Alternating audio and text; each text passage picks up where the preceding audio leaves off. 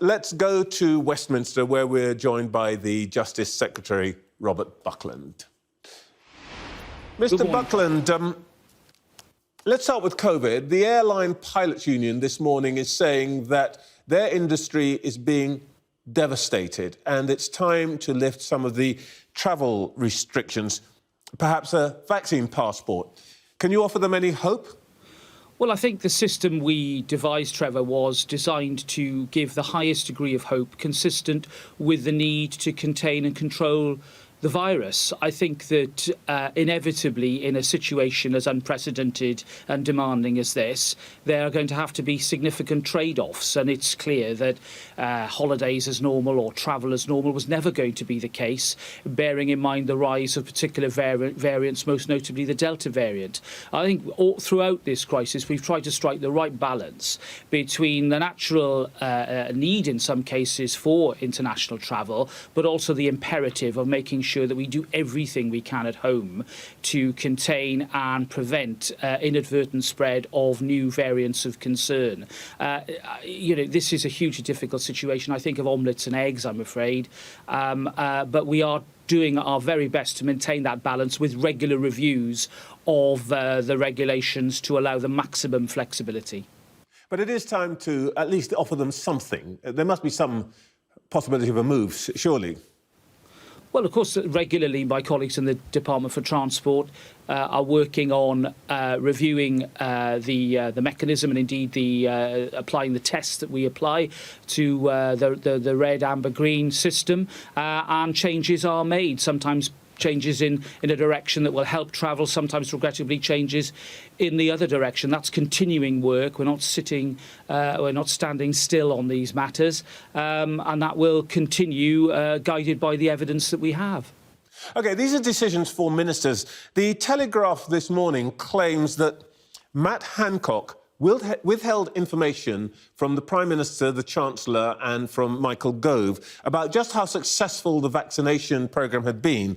And that suggests that had the Prime Minister known about that data, then perhaps lockdown would have been lifted earlier. Is there any truth in that? Sadly, I'm afraid that report is wrong. The data that was provided... Nonsense. The data was provided to the Prime Minister and other members of that Cabinet Committee in the most up-to-date way before the decision was made on Monday.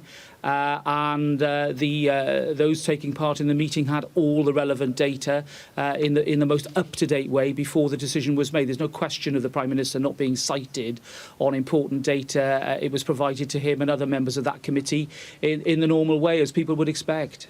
OK, well, that's clear. Can I just ask a personal question here? My daughter told me this week that she is going to get married. Is there any possibility that if she opts for an open-air wedding, that actually she'll be able to have more than 30 guests? Well, indeed, the reforms that I announced today relate to the flexibility within existing approved premises to have the wedding ceremony out of doors. And that does create greater flexibility for premises in order to have more guests in a safe way. Having a wedding outdoors, it will be a civil wedding. It can't be a religious or a Church of England wedding, but a civil wedding or civil partnership ceremony, being able to take place out of doors as opposed to inside the premises, will indeed allow for that greater flexibility. Obviously, each premises will have its own guidance and its own rules, but it just allows couples that to be more imaginative about the way in which they can accommodate friends and loved ones to what is the most special day in their lives. Great. So that means that our family, of which there are many hundreds, will all be able to turn up. So thank you. Let's go to politics now. You went down to a huge defeat in Chesham and Amersham. Not you personally, but your party. Some 12,000 voters moved from blue to orange on Thursday, many because they say that the Tories have forgotten their traditional southern supporters in their mad pursuit of the northern red wall. Now, is that OK with you? Is that a price you're prepared to pay? Well, first of all, I don't accept that choice. You know, the idea that somehow voters in the north or voters in the south are an entirely different species is frankly patronising and wrong. I went out on the doors in Chesham and Amersham and listened very hard to the concerns that were being raised by residents about local issues, HS2, development, those sort of important points being raised. And clearly, the message has been conveyed very strongly in the form of that by-election result. But I think, you know, it's wrong to say that somehow the party has to make a choice between people and that, you know, somehow people in the south are, you know, driven by, I think somebody said they were more sophisticated. I mean, what absolute rubbish. You know, people are people, and local issues on planning and development exist all over the country. Clearly, a message was sent. It's a strong message. It's one that we are listening to very carefully and considering carefully. We want to succeed in all parts of our country. And I can tell you, certainly from my point of view, I've never taken voters for granted.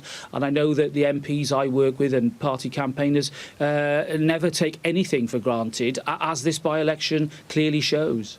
To be clear, nobody here at Sky thinks that voters in the south are more sophisticated than voters in the north. But you talked about the message that you heard from Chesham and Amersham. Are you going to listen and change the proposals on planning that would make it easier for developers to build and harder for objectors to stop development? Well, of course, those proposals are being developed, and I think it's right to clear up some myths about this. You know, the suggestion that somehow the Chilterns were going to be bricked over and built over is a nonsense, because the Chilterns is an area of outstanding natural beauty. In fact, our candidate was proposing even stronger protections, and at no time during this process have we said that we wanted to start interfering with Greenbelt or areas of outstanding natural beauty, for example. This is all about trying to deliver housing for our children and our grandchildren in an affordable way, and I think every family in the country wants to see their loved ones being able to get on the housing ladder. You know, home ownership is an important part of who we are. It's a core tenet of what certainly we believe as Conservatives. And whilst it's been good to see an encouraging rise in home ownership and a build last year which is the highest in about 35 years, we've got more to do and choices to make. And I don't think we can shy away from that. Yeah, I hear what you're saying about what you want to do, but as you say, you've got choices to make. And one choice that you have to make is whether you will take away the right to have a second line of objection to development. Now, in the white paper, you said you would. Will you stick to that or not?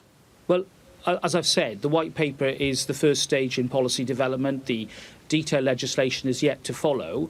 What I can say is that in those proposals, there are plenty of opportunities for local communities to have their say and to make their voices heard. And the idea that somehow local communities are going to be disregarded or ignored is just not the case. It's a mischaracterisation of the proposals. It's all about getting that agreement before development even begins. You know, for too often, Trevor, this has been a war between objectors and developers. We've got to change the way we do planning in this country, and I think it's right for our party to be bold and come up with new ideas.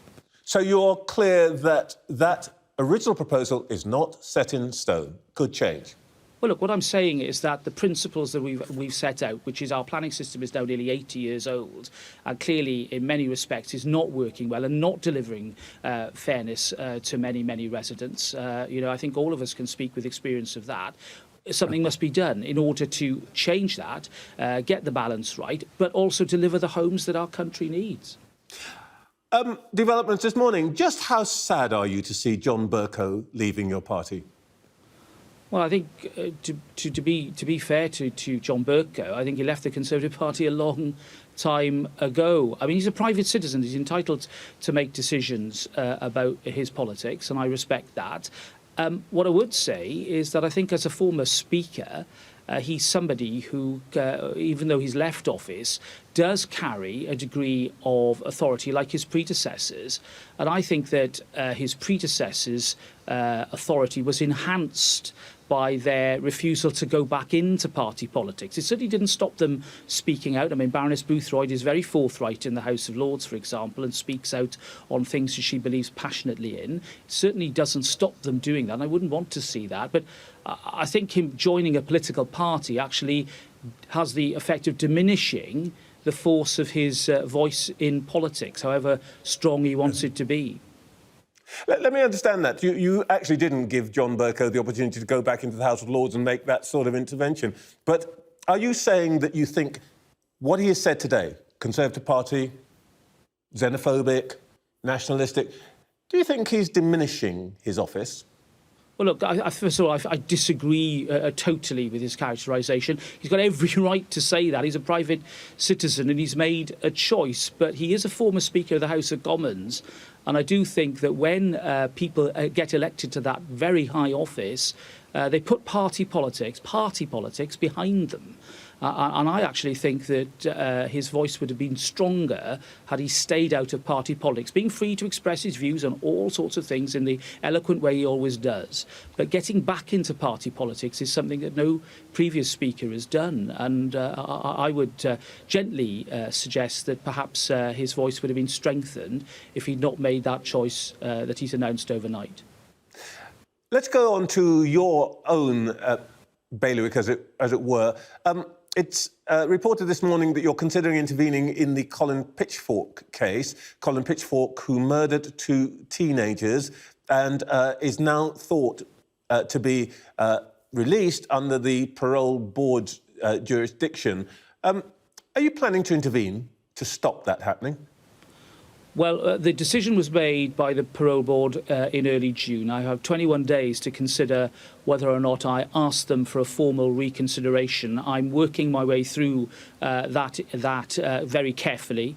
I'm taking advice on the matter, and I'll make an announcement within that 21-day period as soon as possible. This week you said that you were ashamed of the government's record on rape convictions. 55,000 thereabouts recorded by the police, of which only about 2,000 were prosecuted, just under 1,500 convictions. That is pretty shameful. But besides wringing your hands about it, what are you actually going to do about it?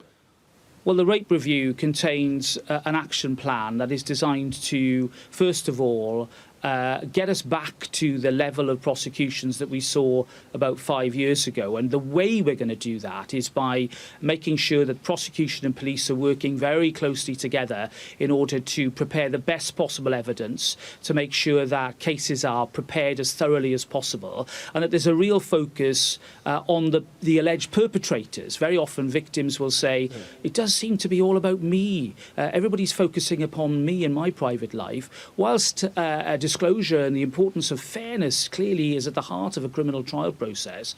We do need to shift that focus, and that's what these proposals commit to, and indeed with further support that I'm providing with regard to independent sexual advisors, sexual abuse advisors, we are working our way towards, I hope, a return at least to those levels, and frankly we need to go further in order to increase confidence. Justice Secretary, that's fair answer, but it's what everybody else is going to do rather than what you are going to do. Now, your Labour shadow has said that if you can't get the numbers down into a respectable place, the 2016 target that you've just mentioned, for example, in a year's time, you should resign. Are you going to take up his challenge?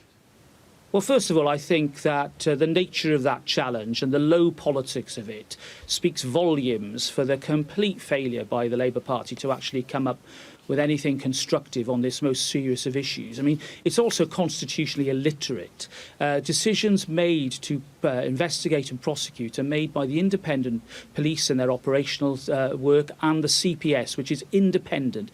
If there was any suggestion that prosecutions were being brought about because of political pressure on me, frankly, that would make convictions unsafe. It's a ridiculous argument, and it frankly demeans the debate. Secretary, but that's all about everybody else. I'm asking you about you. Number one, is a target too low? Are you thinking it's the wrong target? And what will you do? Will you promise to resign if you don't manage to make whichever target you set? Look, as I've said, the idea that somehow a resignation or political pressure should be brought to bear on independent prosecutorial decisions is not only bad politics, it's actually dangerous. And I'm not going to indulge in that level of debate, Trevor. I'm trying to talk about the serious issues. I've rightly acknowledged the position we're in. I've never sort of hedged from it. No ifs, no buts. It's not the position I want to be in. But the other agencies who are responsible for this have now got a clear lead. We've all agreed this document. We now need to get on with implementing it, and that's what I'm going to help focus on together with the independent agencies. OK, I don't want to be flippant. I know that this is a serious programme and so on, but can I just ask you this? Just how useless is Matt Hancock? Well, I don't think he's useless at all. In fact, I've known him for many years and I've seen him step up to the plate throughout this crisis, working tirelessly on our behalf to make sure that the response to COVID, the health service response, the health response was as vigorous as possible. It's been a huge challenge for him, a huge challenge for all of us. But to bandy around words like that, I think, does nobody any service at all. He's been a most useful and dynamic health secretary who enjoys our full support. I just want to be absolutely clear about this because I think you're treading on dangerous ground here because those are the Prime Minister's words and it appears to me you're disagreeing with your boss. Well, you know, I'm not going to get into text messages or WhatsApp messages sent between people and then disclosed in a rather unfortunate way, shall we say. I don't believe that that's actually a reflection of the reality. I've been working within Cabinet, within government throughout this crisis, and I don't detect any suggestion that somehow there is anything but the fullest confidence in what Matt has been doing and what he continues to do so energetically. Robert Buckland, thank you very much indeed. Thank you very much, Trevor.